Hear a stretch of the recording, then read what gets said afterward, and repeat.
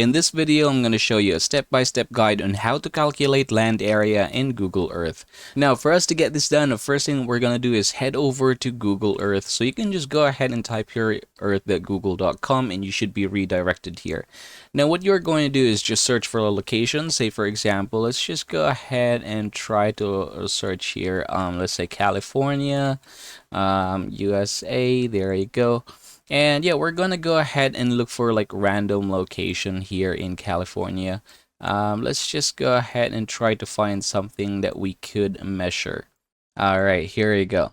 Now, there are a lot of places here. We have this lake here as well. This seems to be like a lake. Yep, there you go. We can go ahead and measure that one. You can actually measure any kind of angle or any kind of shape. So say for example this one right here, let's go ahead and do that. I'm just gonna go ahead and click this one right here, and we're going to add a starting point. So I'm gonna go ahead and do this one.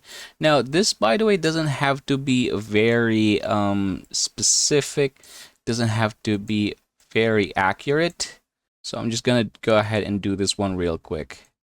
Alright, there you go. So I've just finished this one right here. I've just added some dots here in order for me to calculate the size of this one. So here is how it is in perimeter.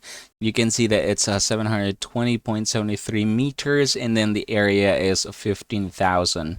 Alright, now that is how simple it is. Now, if you're going to measure, say for example, a non-straight line similar to this one right here, it could take some time because you'd have to manually do it. You'd have to add these points here. But if, say for example, it's just like a building or, you know, just some shape that's in a line, like say a square, rectangle, then that's going to be easier.